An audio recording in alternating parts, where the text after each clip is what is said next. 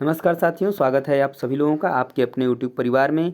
और दोस्तों आज हम लोग करने वाले हैं पेडागोजी की स्पेशल क्लास की सेकंड क्लास दोस्तों, जिसमें हम लोग करेंगे पेडागोजी के कुछ बहुत ही महत्वपूर्ण क्वेश्चंस जो आपके एग्जाम्स के लिए होंगे काफ़ी महत्वपूर्ण।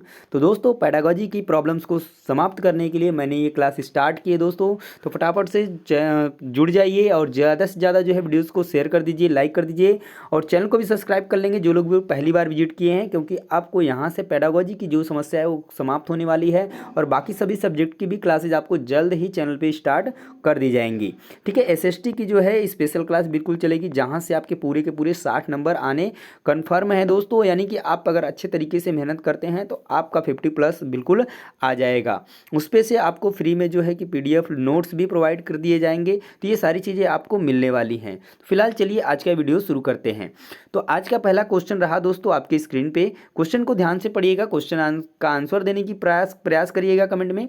ठीक है, और देखिएगा लास्ट में कि आपका कितना क्वेश्चन का आंसर जो है कि सही हो पा रहा है।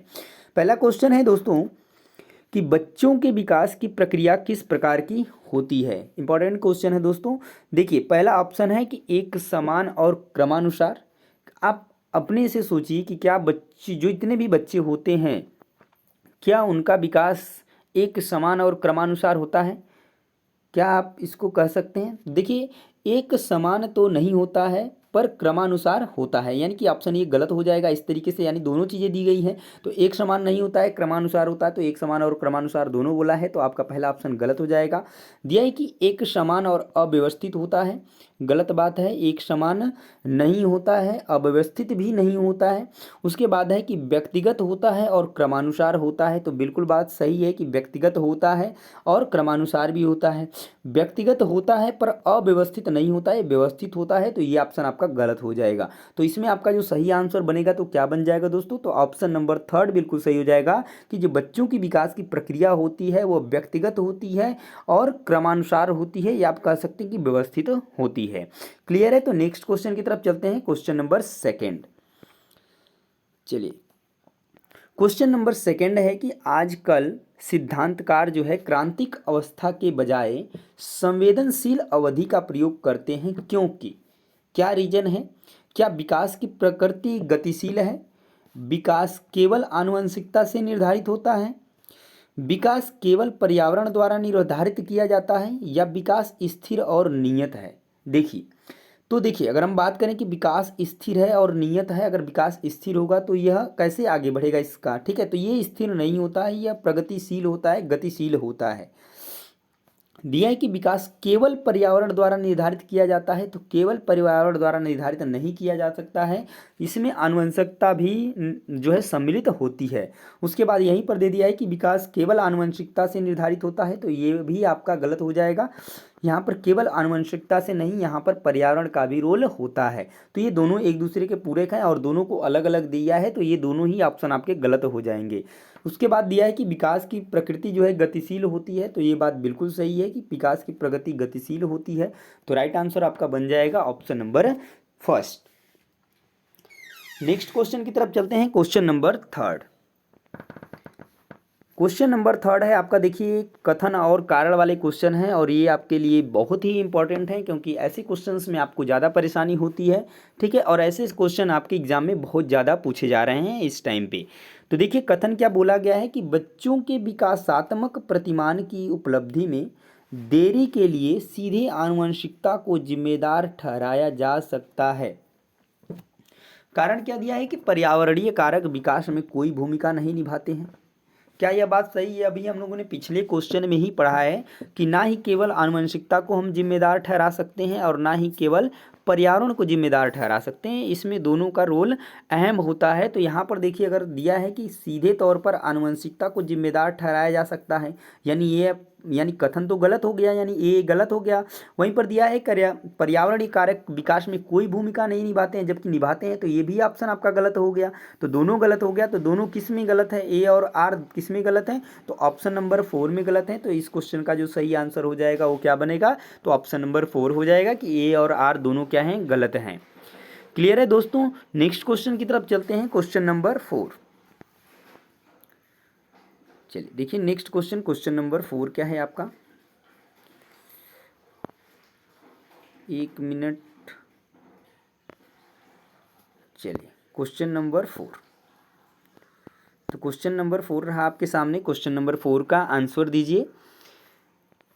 क्वेश्चन नंबर 4 है आपके सामने कि संज्ञानात्मक विकास की किस अवस्था में बच्चे अनुमान लगाने और अमूर्त चिंतन करने के कौशल प्राप्त कर लेते हैं। तो देखिए, अगर हम बात करें कि संज्ञानात्मक विकास की जो 4 अवस्थाएं जीएन पियाजे के द्वारा बताया गया है और उन अवस्थाओं में किस अवस्था में जो है बच्चे अनुमान और अमूर्त चिंतन करने का कौशल प्राप्त कर लेते हैं, तो वो होता है आपका जो लास्ट स्टेज होती है, यानी कि औपचारिक संक्रियात्मक अवस्था। इस स्टेज में जो है बच्चे क्या करते हैं, अपने बीते हुए या वर्तमान या भविष्य के बारे में सोचने लगते हैं, समझने लगते हैं, अपनी समझ बना लेते हैं और अमूर्त चिंतन करने के भी कौशल को प्राप्त कर लेते हैं। ठीक है, तो राइट आंसर बन जाएगा इस क्वेश्चन का ऑप्शन नंबर 4। नेक्स्ट क्वेश्चन देखिए, क्वेश्चन नंबर 5। क्वेश्चन नंबर 5 है आपका कि प्रतिभाशाली बच्चों के बारे में निम्नलिखित में से कौन सा कथन सही है। क्वेश्चन पॉजिटिव पूछा गया है। पहला ऑप्शन है कि प्रतिभाशाली बच्चों को किसी भी खास शैक्षणिक संशोधन की आवश्यकता नहीं होती है। तो ये बात तो गलत हो जाएगी कि कोई प्रतिभाशाली बच्चा है तो उसको किसी भी खास शैक्षणिक संशोधन की आवश्यकता नहीं होती है, उसको आवश्यकता किसी को भी हो सकती है। तो ये ऑप्शन आपका गलत हो जाएगा।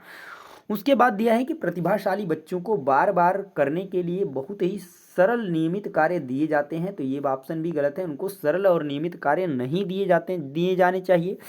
उसके बाद दिया है कि प्रतिभाशाली बच्चों में बहुत अधिक संवेगात्मक परिपक्वता होती है। यह कहा नहीं जा सकता है, ये चीज़ गलत हो जाएगी। तो ये भी ऑप्शन आपका गलत होगा।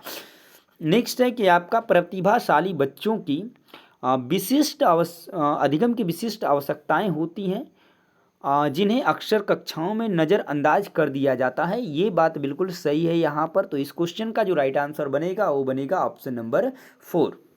क्लियर है दोस्तों। नेक्स्ट क्वेश्चन की तरफ चलते हैं। Question number 6